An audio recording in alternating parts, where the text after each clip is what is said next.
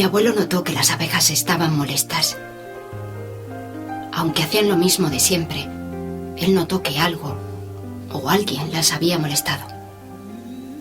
Esto pasó en verano, cuando las abejas están más ocupadas haciendo la miel y vuelan incesantemente en oleadas rubias. En los días siguientes, mi abuelo se quedó mirando fijamente la colmena descuidando la casa. En esa época vivíamos en las afueras de Blaustein y la colmena estaba situada al final de la propiedad y allí se escondía a vigilar al intruso. Yo lo vi antes que él. Era el mayor de los Fisher que dejaba su bicicleta y daba un largo rodeo para meterse en el fondo de la casa. Yo sabía que el abuelo llevaba su escopeta y corrí para avisarle. Entonces vimos al mayor de los Fisher saltar la valla y dirigirse a la colmena. Mi abuelo me hizo una señal para que no hiciera ruido. Aunque a menudo lideraba la banda de los que me insultaban en la escuela, a mí me pareció muy valiente, de pie, sin importarle el amenazante zumbido de las abejas. Dio media vuelta y se marchó en dirección al camino. Al atardecer, mi abuelo me hizo señas de que subiera a la camioneta.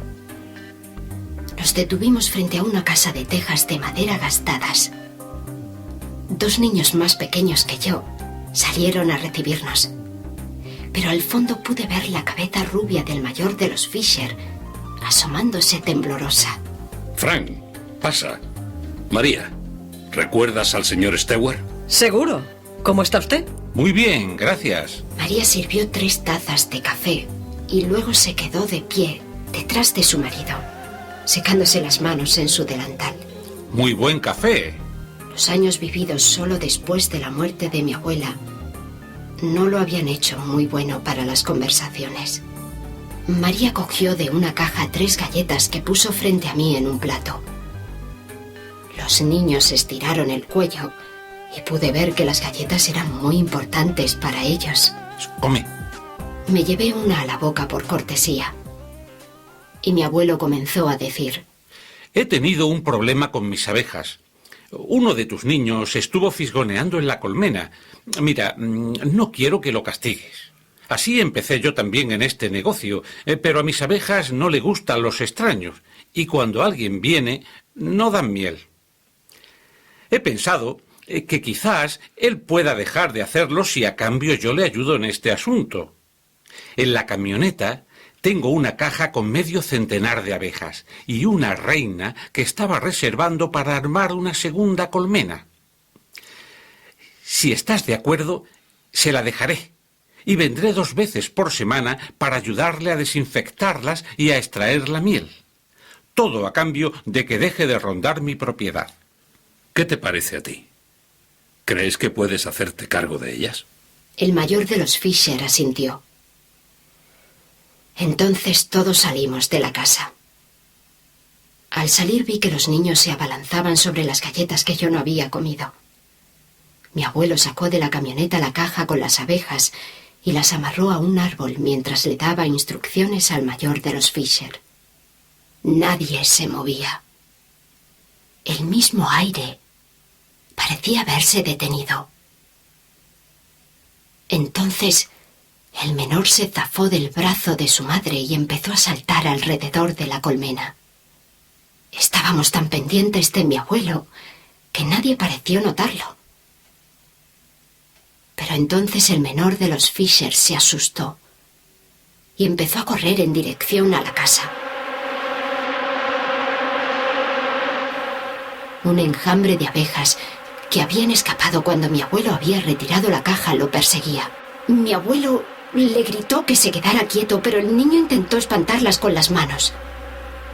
Entonces comenzaron a picarle. Era una inmensa nube de abejas que le picaban en el brazo, en el cuello, en el rostro. Mi abuelo trajo su rociador de humo y roció con él al niño para espantar a las abejas. El niño lloraba tirado en el suelo mientras montones de abejas morían lentamente.